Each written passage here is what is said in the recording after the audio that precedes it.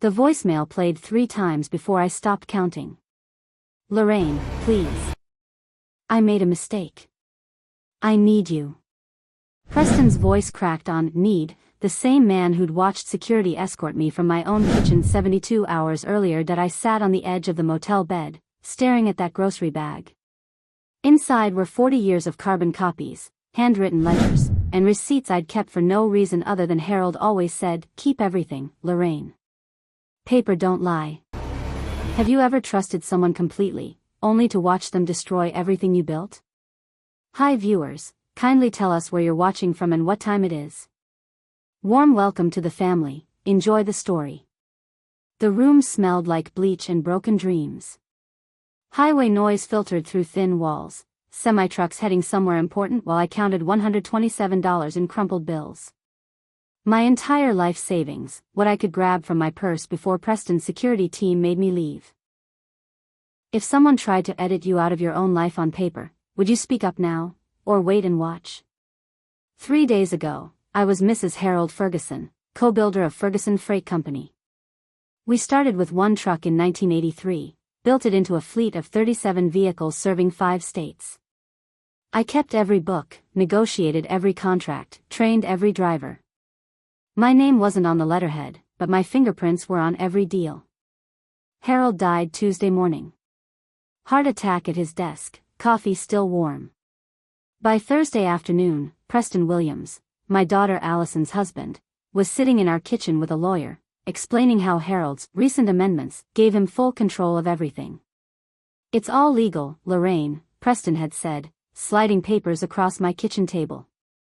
Harold wanted to protect the company legacy. Legacy.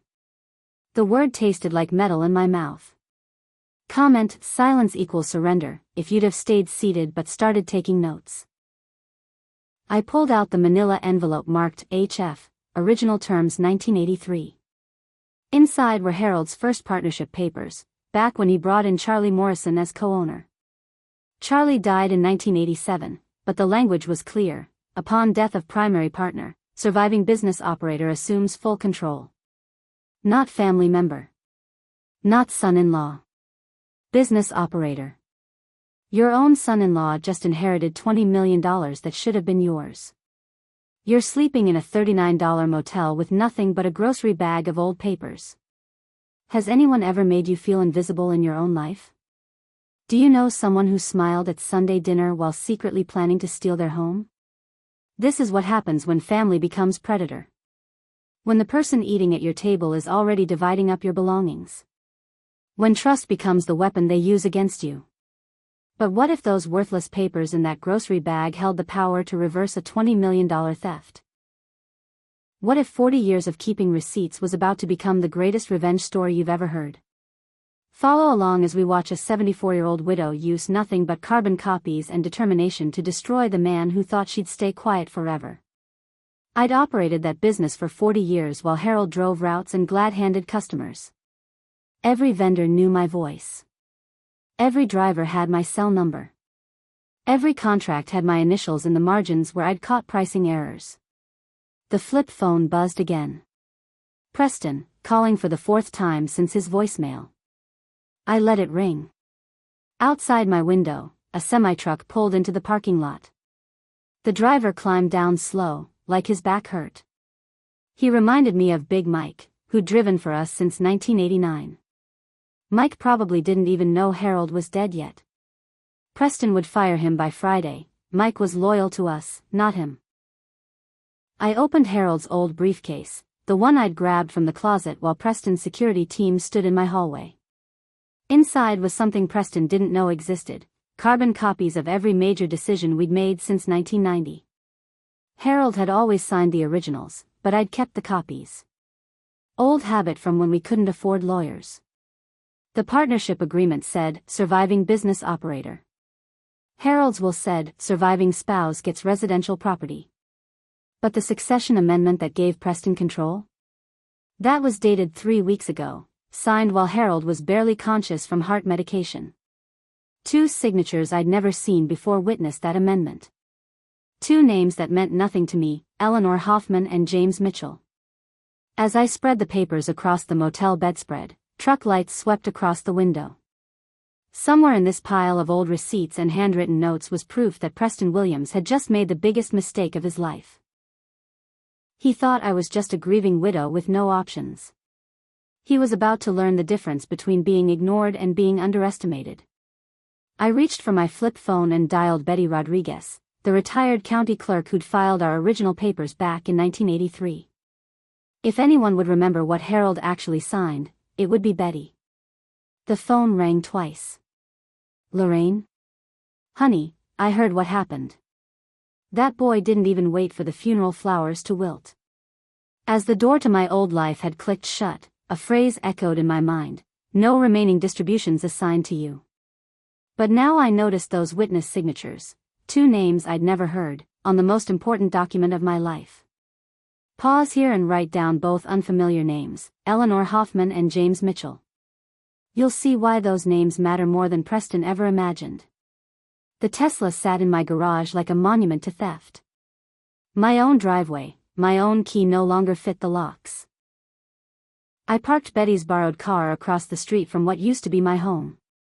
43 years in that house. 43 years of Harold leaving coffee rings on my kitchen table, me scrubbing them clean every morning before heading to the office. The security system blinked red. New locks gleamed silver against the old wood door. Preston had moved fast, professionally fast, like he'd done this before. Betty sat in the passenger seat, flipping through the original 1983 partnership agreement. Honey, this language is airtight. Surviving business operator. That's you, not him. Tell that to his lawyer, I said, watching Preston's silhouette move past my living room window. He was on the phone, pacing the carpet Harold and I had picked out in 1997. Miss these red flags with your own family? Subscribe so you catch the setup before the betrayal. When did Harold sign that succession amendment? Betty asked. February 14th. Valentine's Day. The irony still stung. Harold had been weak that week, barely eating, sleeping 16 hours a day. I'd been bringing him soup, helping him to the bathroom. Preston had visited twice that week, always carrying a briefcase, always closing the bedroom door for private talks about business planning. Betty's finger stopped on a paragraph. Look at this clause. Harold retained the right to revoke any succession changes with written notice. Did he ever give written notice? My breath caught. He tried to write something the night before he died. His handwriting was shaky, but he kept saying, I need to fix this. The paper was on his nightstand when the paramedics came. Where's that paper now? Preston threw it away. Said it was illegible. The house looked smaller from across the street. Preston had already changed things. New curtains in the front window, different porch light. Erasing us systematically. But he'd made one mistake. Harold never threw away carbon copies, and neither did I. Every contract, every amendment, every piece of paper that crossed Harold's desk had a carbon copy in my filing system. A filing system Preston didn't know existed because it lived in the basement of Harold's sister's house, 3 towns over. Betty, I need to make a call. Harold's sister Margaret answered on the first ring. Lorraine. I was hoping you'd call. I've got something here that might interest you. What kind of something? Harold dropped off a box last month. Said to give it to you if anything happened to him. Said you'd know what to do with it.